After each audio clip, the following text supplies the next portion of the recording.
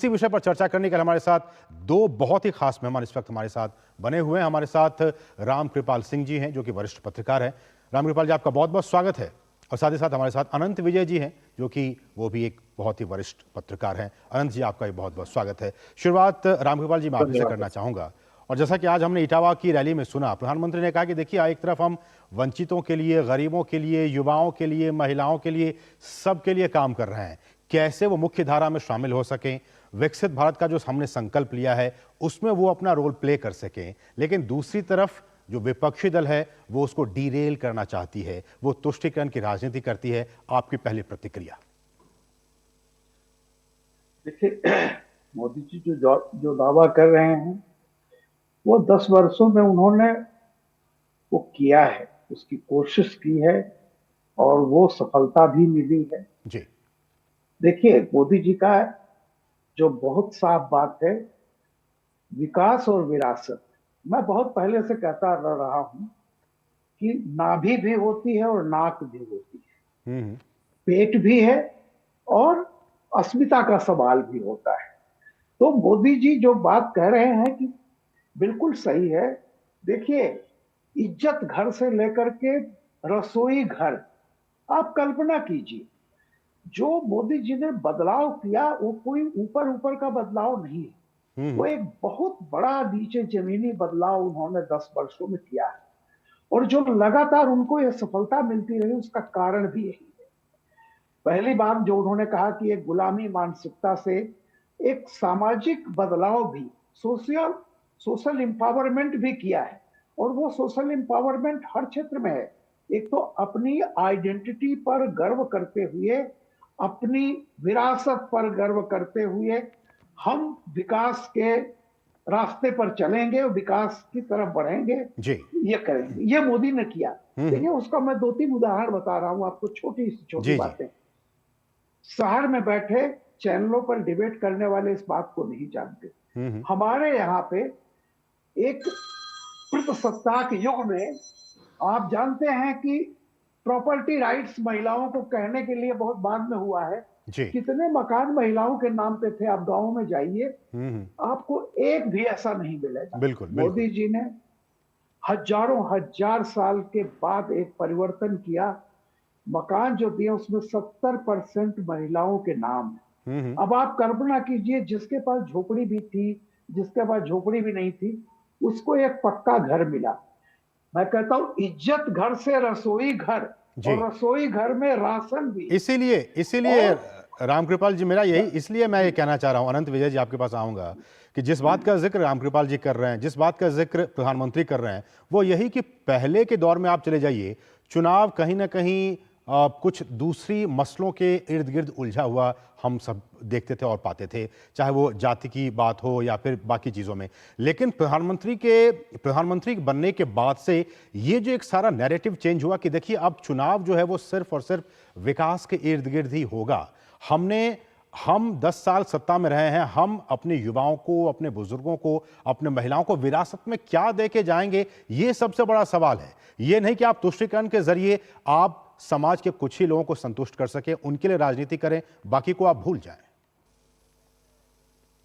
असीम जी, आप बिल्कुल ठीक कह रहे हैं। और रामकृपाल सर ने बहुत महत्वपूर्ण बात को रेखांकित किया। उन्होंने महिलाओं को मिलने वाली, मतलब आप समझिए महिलाएं कितनी सशक्त हो गई। बिल्कुल। मैं आपकी बात पर आऊंगा, बस एक पंक्ति में मैं रामकृपाल सर की बात को ये कर रहा हूं कि महिलाएं कितनी सशक्त हो गई। उनके पास अपना घर हो गया, उनके पास अपना शौचालय है, उनकी अपनी रसोई में उज्ज्वला में गैस है, और उनको जो महिलाओं को मिलने वाला धन है, तो अब वो कितनी सशक्त हो गई। हम महानगरों में रहते हैं, मैं तो गांव का रहने वाला हूं, रामकृपाल जी भी गांव को बहुत अच्छी तरह जानते हैं। तो मुझे लगता है कि आप जब भारत में घूमेंगे तो महिलाओं की स्थिति में अभूतपूर्व सुधार हुआ है। इसका जो परिणाम है वो हर चुनाव में देखने को मिलता है। ठीक है। रही बात जो आपने कही कि अब विकास की राजनीति होगी, मैं उससे थोड़ा सा असीम जी आगे बढ़ जाता हूं। अब विकास नहीं, अब लास्ट माइल डिलीवरी की राजनीति होगी। ठीक है। जो व्यक्ति डिलीवर कर पाएगा। मैं आपको बताऊं, मैं जब अपनी पुस्तक अमेठी संग्राम लिख रहा था, उस दौर में जब 2019 में मैं अमेठी गया तो मुझे पता चला कि 1988 86-87 में राजीव गांधी ने तिलोई के बस अड्डे पर वो किया था, एक वहां पर उसको उसका शिलान्यास किया था, वो तब तक नहीं बना 19 सालों तक। तो ऐसे बहुत सारे किस्से आपको मिलेंगे कि 30-30, 35-35 सालों तक शिलान्यास हो गया, लेकिन उसको उसको पूरा नहीं किया। लेकिन नरेंद्र मोदी की सरकार में जो डिलीवरी का सिस्टम है, अब आप ठीक। देखिए यातायात व्यवस्था, आप दिल्ली मुंबई 12 घंटे में पहुंचिए, आप जयपुर 4 घंटे में पहुंचिए। मैं बिहार का रहने वाला हूं, बिहार की सड़कें लालू यादव जी कहा करते थे कि हेमा मालिनी की गाल की तरह बना देंगे, शायद नहीं बना पाए वो अब जाइए वहां। तो ये जो लास्ट माइल डिलीवरी है, जो ठीक है जनता तक उसका फायदा मिल रहा है, जी। और अब उस फायदा के बाद अगला चुनाव जो 2029 का होगा असीम जी, जी। वो एस्पिरेशनल इंडिया का चुनाव होगा। बिल्कुल बिल्कुल, अब तक आकांक्षी इंडिया। डेवलपमेंट पर हो रहा था, डेवलपमेंट से लास्ट माइल डिलीवरी ठीक है। हुई, और अगला चुनाव एस्पिरेशंस पे होगा, जो गुजरात विधानसभा चुनाव में देश की जनता ने देखा। अनंत जी, मैं इस चर्चा को थोड़ा सा आगे बढ़ाते हुए, रामकृपाल जी, चूंकि अब से कुछ देर पहले तक प्रधानमंत्री अयोध्या में थे, हमने देखा किस तरह से उन्होंने रोड शो किया, हजारों के तादाद में लोग वहां पे मौजूद थे, और उससे पहले वो इटावा में थे और ये सारी चीजें वहां पे बातें कही। मेरा ये सवाल है कि इसी राम मंदिर को लेकर, और प्रधानमंत्री ने कहा अपनी रैली में कि आज से 5 साल पहले कांग्रेस के नेता जनेऊ कोट के ऊपर डाल के पहन के मंदिर मंदिर जाया करते थे, और वही नेता इस चुनाव में या कुछ दिनों पहले, कुछ महीनों पहले वो इसको नकारते रहे हैं कि इस तरह की कोई चीज है ही नहीं। तो प्रधानमंत्री ने उनसे पूछा, क्या आप, अगर आपकी सरकार आती है तो क्या आप वहां पे अस्पताल बनवा देंगे? तो ये जो दोहरा रवैया है, दोहरा मापदंड है विपक्ष का, कि जब आपको सत्ता पानी होती है तो आप जनेऊ पहन लेते हैं, जब आप इन चीजों से हटते हैं, जब चुनाव हो जाता है तो फिर आप इसको भूल जाते हैं। इसे आप कैसे देखते हैं? बिल्कुल, इससे मैं अगर एक बात आपको कहूं कि अपोजिशन कमजोर है, उससे फर्क नहीं पड़ता, ये कमजोर और मजबूत होते रहते हैं। लेकिन अपोजिशन की जो वैचारिक दरिद्रता है जी, वो झलक रही है। आप ये बताइए, एक कार्ल मार्क्स ने के जमाने में था कि दर्शन की दरिद्रता, वो किसी ने लिखा था दरिद्रता का दर्शन, तो उसको पलट करके उसका जवाब दिया कि दरिद्रता का दर्शन नहीं, दर्शन की दरिद्रता। तो आप इन लोगों की जो मानसिक दरिद्रता है, अब आप सोचिए, कल तक 2014 में, 19 में सब जगह आप मंदिर मंदिर घूमते थे। राजीव गांधी जी ने 89 के चुनाव सभा में जाकर के खुद अयोध्या में कहा था कि हम राम राज्य लाएंगे। उन्होंने शिलान्यास करवाया था, आपको पता है, उन्होंने ताला खुलवाया था, सारी चीज की थी। जी।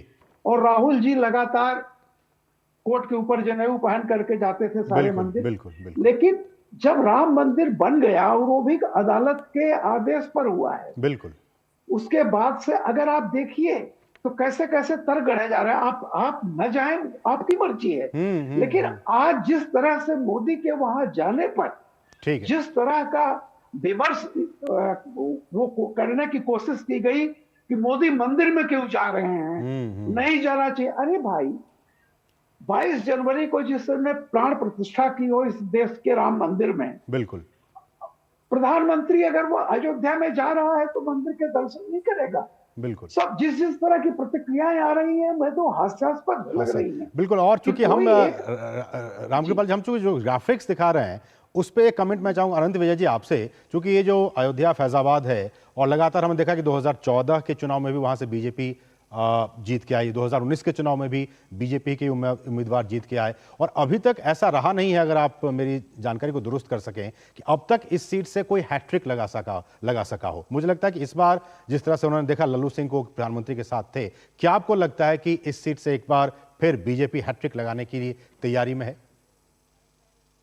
इस देश में प्रधानमंत्री के तौर पर भी एक ही व्यक्ति ने हैट्रिक लगाया था, और वो इतिहास इस बार दोहराया जाएगा। बिल्कुल। तो मुझे लगता है कि लल्लू सिंह बहुत आराम से हैट्रिक लगाएंगे। मैं अयोध्या गया हूं, और मैं अयोध्या बहुत जाता हूं जी। तो मुझे लगता है कि अयोध्या में जिस प्रकार से वहां विकास के कार्य हुए हैं, और जिस प्रकार से मंदिर के कारण अयोध्या और उसके आसपास के क्षेत्रों में समृद्धि आई है, लोगों के पास रोजगार आए हैं, लोगों का जीवन स्तर ऊंचा हुआ है, जिस प्रकार से वहां हवाई अड्डा बनने से लोग, मतलब क्षेत्र का ऐसा, मतलब मैं तो 5 साल पहले की अयोध्या और अब की अयोध्या को याद करता हूं, तो मुझे ऐसा लगता है कि वो अयोध्या तो बिल्कुल ही बदल गई। बिल्कुल, आमूलचूल बदलाव हुआ है। बिल्कुल। बिल्कुल। और इसका फायदा लल्लू सिंह जी को मिलेगा। लल्लू सिंह जी ही जीतेंगे वहां से, ये तो मतलब आंख बंद करके कोई भी कह सकता है। लेकिन एक छोटी सी बात, असीम जी, 1 मिनट का समय आप मुझे दे जी जी दीजिए। जी, अभी जल्दी। मैं कहीं था तो प्रधानमंत्री की भाषा को लेकर चर्चा हो रही थी, और एक व्यक्ति ने कहा कि अब तो चर्चा भैंस पर आ गई है। तो मुझे ऐसे लोगों को सिर्फ ये कहना है कि भैंस खोल लेना एक मुहावरा है, उसको भैंस पर चर्चा ले जाना मतलब प्रधानमंत्री भैंस पर चर्चा नहीं ले गए। जी उनको जो महानगरों में रहने वाले विशेषज्ञ हैं या पॉलिटिकल पंडित हैं, उनको समझना पड़ेगा कि किस तरह गांव देहात के जो फ्रेजोलॉजी है, जो मुहावरे हैं कि बिल्कुल, भैंस उसका उन्होंने खोल लेगा प्रयोग किया था। तुम्हारा, जी। उस पर प्रधानमंत्री की पकड़ है। तो मुझे लगता है ऐसा समझना चाहिए, और नरेंद्र मोदी के भाषणों में, रोड शो में इस तरह के शब्दों का या शब्द युगमों का जो उपयोग होता है, वो ठीक है। उनको विरोधी दलों पर एक बहुत बड़ा एज देता है। चलिए, बहुत बहुत शुक्रिया अनंत विजय जी हमारे साथ जुड़ने के लिए, और रामकृपाल जी, आप दोनों ही मेहमानों का बहुत बहुत शुक्रिया इस चर्चा में शामिल होने के लिए। आप दोनों ही मेहमानों का बहुत बहुत शुक्रिया। बढ़ेंगे आगे, रुकेंगे एक बहुत ही छोटे से ब्रेक के लिए। आप देखते रहिए डीडी न्यूज।